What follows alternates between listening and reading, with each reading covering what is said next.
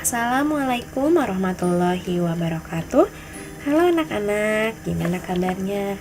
Semoga selalu sehat ya. Kembali lagi bersama Ibu Jihan Marsena Buana. Pada kesempatan kali ini, Ibu akan membahas materi semester 2, yaitu bab dinamika kependudukan Indonesia. Bagian yang dibahas di video ini itu mengenai faktor dinamika penduduk. Baik nih, yang pertama dibahas yaitu pengertian dinamika penduduk. Apa itu dinamika penduduk? Dinamika penduduk adalah perubahan jumlah penduduk di suatu wilayah dari waktu ke waktu. Nah, contohnya nih, ada gambar infografis mengenai jumlah penduduk Jawa Tengah dari tahun 2016 sampai 2018. Bisa dilihat nih grafiknya, kalau jumlah penduduk Jawa Tengah mengalami peningkatan. Berarti ini tuh yang dikatakan dinamika penduduk ya. Oke. Nah, tapi ingat nih, dinamika penduduk tuh tidak hanya peningkatan jumlah penduduk, tapi pengurangan jumlah penduduk pun dikatakan dinamika penduduk. Oke, selanjutnya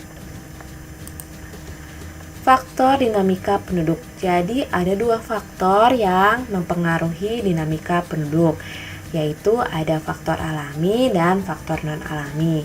Faktor alami terbagi menjadi dua. Yang pertama ada natalitas atau kelahiran, yang kedua ada mortalitas atau kematian. Sedangkan faktor non-alaminya yaitu migrasi atau perpindahan. Yang pertama nih, faktor yang mempengaruhi dinamika penduduk, yaitu ada natalitas. Natalitas adalah salah satu faktor yang menambah jumlah penduduk. Nah, yang mendukung adanya kelahiran atau yang mendukung natalitas atau pronatalitas, yang pertama ada masa perkawinan usia muda, yang kedua adalah pandangan banyak anak banyak rezeki. Mungkin biasanya contohnya ini tuh terjadi di orang tua kalian atau di kakek nenek kalian. Biasanya kakek nenek kalian tuh mempunyai keluarga yang anak yang cukup banyak ya, biasanya lebih dari 3, biasanya 5, 6, 7 gitu. Beda dengan keluarga zaman sekarang gitu. Biasanya orang-orang tua zaman dulu tuh jumlahnya banyak karena mereka beranggapan semakin banyak anak ya semakin banyak rezeki. Nah, itu tuh salah satu faktor pendukung kelahiran atau pronatalitas. Yang ketiga ada fasilitas kesehatan yang baik. Sedangkan yang keempat adalah anak merupakan penerus keturunan, terutama anak laki-laki. Biasanya ini ada mungkin di antara kalian orang tua yang terus memiliki anak karena keinginan memiliki anak laki-laki. Nah, biasanya jadi kan kalau misalnya belum punya anak laki-laki, mereka akan terus melahirkan hingga akhirnya mendapatkan laki-laki, ataupun kenapa laki-laki terus nih pengen jadi perempuan, pengen punya anak perempuan dan akhirnya terusan melahirkan gitu. Nah, itu tuh salah satu faktor yang mendukung adanya kelahiran. Nah, tadi udah ya pronatalitas. Nah, selanjutnya ada antinatalitas. Antinatalitas berarti faktor-faktor yang menghambat kelahiran. Yang pertama adalah pelaksanaan program keluarga berencana atau KB. Nah, program pelaksanaan KB ini tuh salah satu program pemerintah untuk menekan jumlah penduduk ya. Jadi kan banyak tuh sering kalian lihat misalnya 2 anak cukup. Nah, ini tuh biar jumlah penduduk di Indonesia nggak terus bertambah. Yang kedua adalah penundaan usia perkawinan dengan alasan menyelesaikan pendidikan.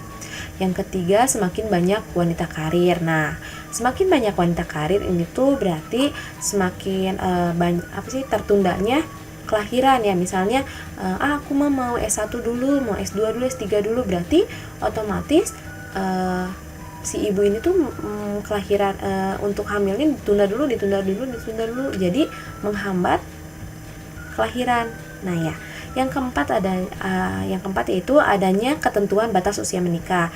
Nah, usia menikah di Indonesia ini tuh perempuan laki-lakinya usia 19 tahun. Nah, yang kelima, anggapan anak adalah beban. Nah, anggapan anak beban ini tuh mungkin sekarang ya, beban di sini tuh seperti contohnya kan anak tuh kalau kita punya anak ya otomatis harus disekolahin, dikasih makan, dikasih jajan, belum minta ini itu, berarti kan otomatis itu beban. Nah, ini tuh Jadi banyak orang tua yang sekarang sekolah mahal, anak cukup 2 aja gitu.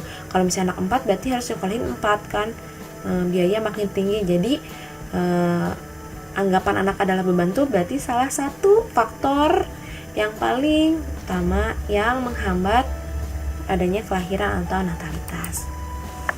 Baik nih, klasifikasi natalitas dibagi menjadi 3 nih. Yang pertama ada angka kelahiran kasar atau crude birth rate atau CBR. Nah, ini tuh menunjukkan banyaknya kelahiran setiap 1000 orang dalam 1 tahun.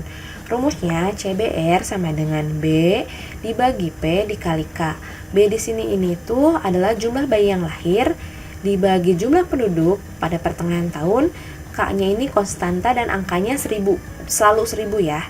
Oke, yang kedua ada angka kelahiran umum atau General Fertility Rate atau GFR. Nah, ini tuh menunjukkan banyaknya kelahiran dari 1000 wanita berusia produktif. Nah, usia produktif itu 14 sampai 49 tahun. Rumusnya GFR sama dengan B jumlah bayi yang lahir dibagi PF. PF tuh jumlah penduduk wanita yang usianya 14 sampai 49 dikali K. K-nya tetap konstanta ya.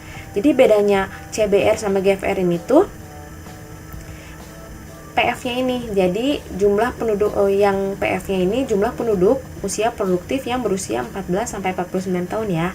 Oke, yang ketiga ada angka kelahiran menurut kelompok usia atau Age Specific Birth Rate atau ASBR.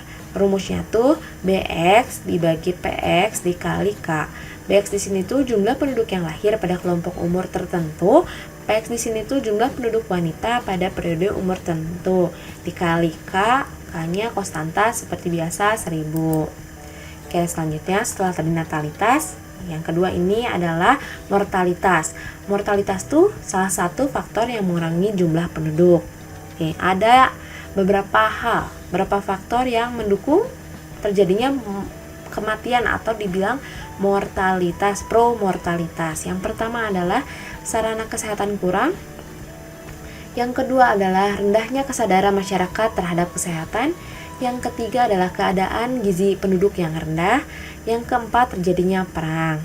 Yang kelima terjadinya bencana alam.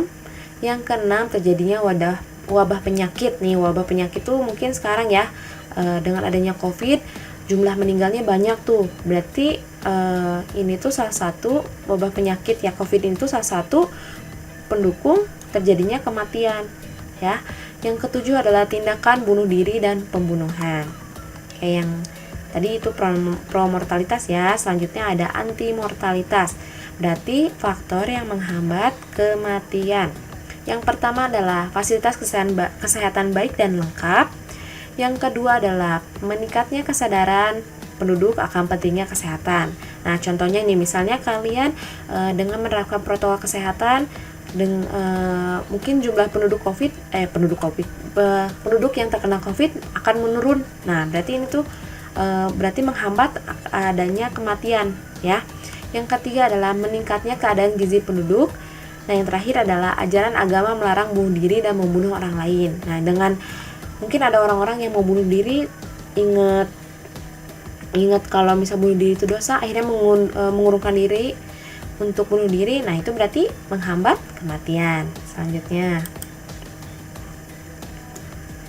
klasifikasi mortalitas nih sama kayak natalitas dibagi menjadi 3. Yang pertama ada kematian kasar, angka kematian kasar atau crude death rate atau CDR.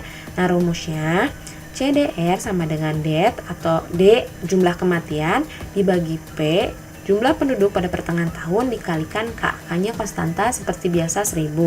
Yang kedua ada rumus angka kematian khusus atau Age Specific Death Rate atau ASDR. Rumusnya DX jumlah kematian umur tertentu dibagi PX. PX di sini jumlah penduduk umur tertentu dikalikan konstanta atau konstantanya 1000.